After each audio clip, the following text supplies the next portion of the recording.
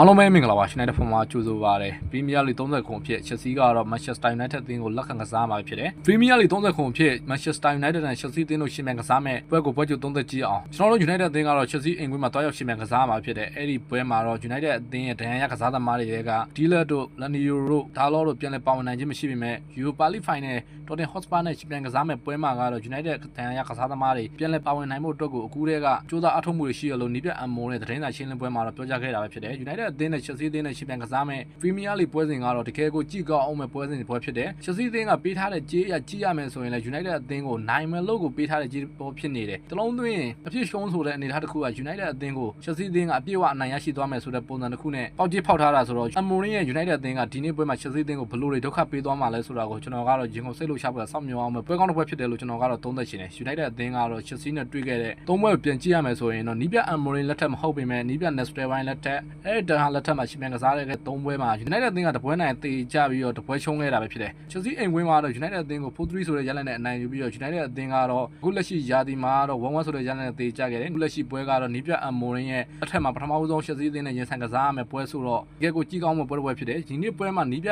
Amorim အသင်းဘက်ကလည်း Europa League Final အတွက်ကစားရမယ့်ကစားသမားတွေရှမ်းရမယ့်အနေအထားတစ်ခုမှာ Chelsea အသင်းကလည်း Champions League ဝင်ခွင့်ရဖို့အတွက် United အသင်းကိုတော့အသင်းတွေပေါက်ကိုပြင်းထန်တဲ့ကစားသွားမယ်လို့ကျွန်တော်ကတော့မြင်မိတယ် United အသင်းကတော့တောက်ကြနေညတနိုင်45မှာရှင်မြန်ကစားမယ် Chelsea နဲ့ပွဲမှာတော့အထူးကစားသမားတွေကိုပွဲမထုတ်ဖမ်းတဲ့လူငယ်ကစားသမားတွေအရင်ဆင်းရကစားသမားတွေနဲ့ပွဲထွက်လာမယ်လို့ကျွန်တော်ကတော့မြင်မိတယ် Chelsea အသင်းကိုတွားရောက်ရှင်မြန်ကစားမယ် Amorim ရဲ့လင်းထက်တဲ့ကစားကွင်းမှာဘယ်ကစားသမားတွေပါဝင်လာမလဲဆိုတာကိုကျွန်တော်တို့သုံးသပ်ကြည့်အောင်ကိုသမားနေရာမှာတော့ဘိုင်ယန်နာပဲပွဲထွက်လာလိမ့်မယ်လို့ကျွန်တော်ကတော့မြင်မိတယ်တို့ဆန်နာဘက်မှာတော့ Lanio တို့ဒဏ်ရာရနေတာဆိုတော့ Harry Maguire ရဲ့ Luke Shaw ရဲ့ Mazraoui ရဲ့ပဲတွဲလိမ့်မယ်လို့ကျွန်တော်ကတော့မြင်မိတယ်၄ယောက်တောင်ကြည့်ရမယ်ဆိုတော့ပတ်သက်တော်ကူရဲ့ Fernandes ရဲ့ Ugarte ရဲ့တွဲပြီးတော့ Ahmed Diallo ကတော့ပါဝင်လာလိမ့်မယ်လို့ကျွန်တော်ကတော့မြင်မိတယ်ပွဲကစားခွင့်အများတော့လိုအပ်နေတဲ့ Ahmed Diallo ကလည်းစီးသီးနဲ့ကစားမဲ့ပွဲမှာတော့ပြန်လည်ပွဲထွက်လာရင်များတယ်အဲ့ဒီနေနံပါတ်10 2ယောက်ကိုကြည့်ရမယ်ဆိုရင်တော့ဝက်ဆန်သင်းမှာပွဲထွက်လာခဲ့တဲ့ Mine ကိုအောက်ပြီးတော့ Ghana ရှိုးရဲ့ Mason Mount ရဲ့ပွဲထွက်လာမယ်လို့ကျွန်တော်ကတော့မြင်မိတယ်မှုနေရာကိုကြည့်ရမယ်ဆိုရင်တော့ကျွန်တော်တို့ United အသင်းရဲ့ Obi Martin လောက်ပဲပါဝင်လာနိုင်ခြင်းများလို့ကျွန်တော်ကတော့သုံးသပ်ရှင်တယ်ဒီနေ့ပွဲမှာ Chelsea အသင်းကလည်းပြန်လည်ဝင်တနေရာအတွက်ရှင်းမဲ့ကစားရမယ်ပွဲစဉ်တစ်ပွဲဖြစ်တာဆိုတော့ United အသင်းကိုကောင်းကောင်းဒုက္ခပေးသွားလိမ့်မယ်လို့ကျွန်တော်ကတော့မြင်မိတယ် United အသင်းကတော့